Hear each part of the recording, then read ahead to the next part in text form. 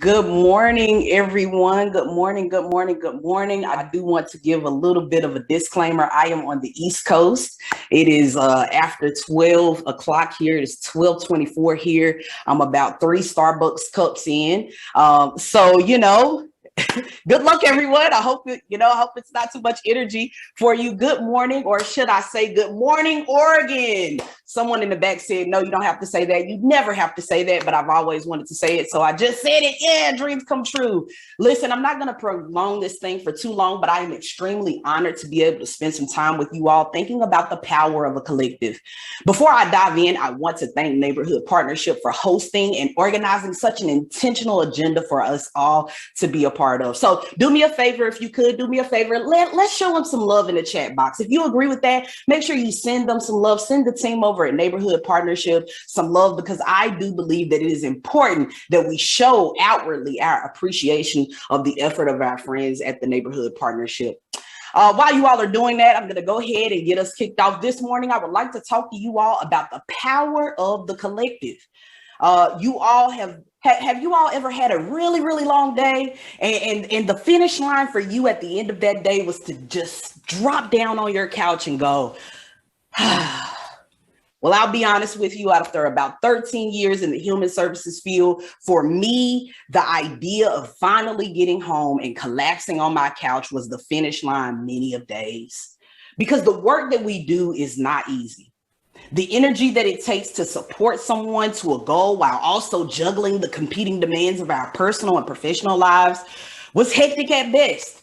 But like many folks across this sector, I was making it work because I was committed to the idea of taking collective action to interrupt and frankly destroy systems of economic and racial inequality.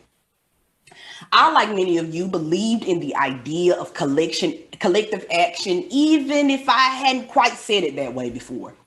Simply put, collective action occurs when a number of people working together choose to focus on a central common goal.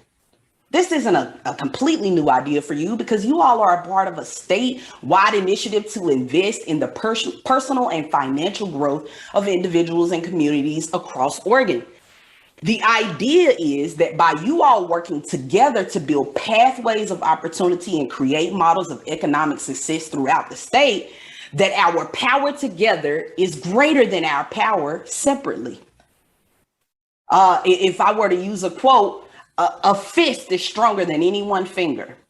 And so we've decided that we believe, whether, by some happenstance or not, we believe in the power of our collective action.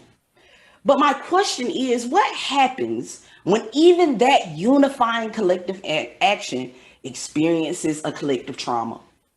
What happens when the people who are supposed to be able to help you reach your goals are no longer able to help you make sense of it all? Collective trauma refers to a traumatic event that is shared by a group of people or even an entire society. Does that sound familiar? Well, what happens when that collective trauma is global? I don't want to linger here too long, but I do want us to take a moment to pause and to consider the impact of collective trauma. I want you to have a moment as a practitioner to pause and consider if you've recognized the impact of the current situation that we are in on your emotional health as a practitioner. Now more than ever, we understand the saying, what affects you affects me, whether directly or indirectly, whether intentional or unintentional, whether for good or for not so great, both in our personal and professional lives. Truly, what impacts you impacts me. I was recently on Instagram, of course. I'm a true millennial. I was on Instagram, and I saw a meme that said, self-care shouldn't be an individual act, but a collective one. What a revolutionary thought. That as a collective, we can also decide that our collective care is a priority. You might be saying, we get it, friend. We get it. We need to take care of ourselves and each other. That's kind of cliche, right? And to that, I would say, my friend, yes. Sometimes we need to be reminded of the most basic yet vitally important things that center the success of our mission. And that thing today is that I must take care of you and I must take care of myself in order for us to make progress and take care of our communities. The we starts with me. The we starts with me. So here are a few things that I've come to realize that we could do as individuals to care for ourselves and to also contribute to collective care.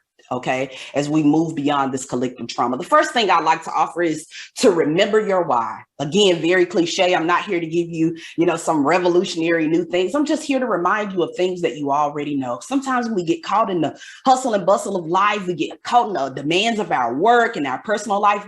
We forget the simple things like drinking water, getting proper rest, etc. And so I would like to offer these few reminders. Remember your why. I mean, really get deep into it. Try to go deeper than I want to help people.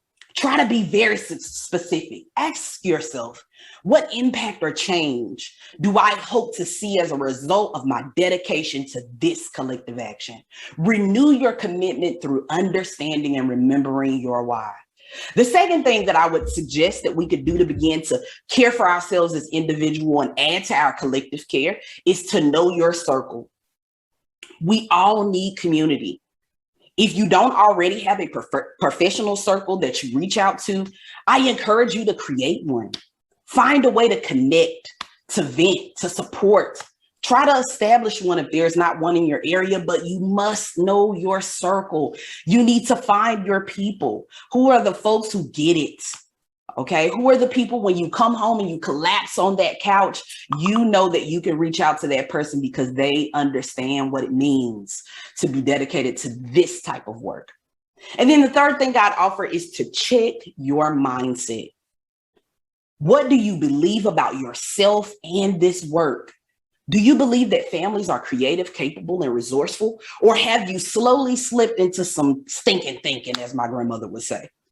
That negative mindset could be a result of the collective trauma and could be a major emotional burden on you. So I would invite you to check your mindset.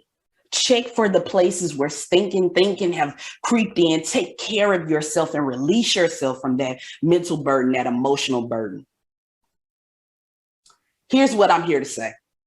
I'm here to say that your commitment to self-care is a commitment to collective care.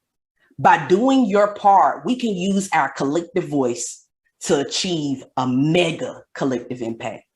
I hope that you all are committed as much to your collective care as you are to the collective action of helping to build pathways to economic stability for families across the state of Oregon. Thank you, and I look forward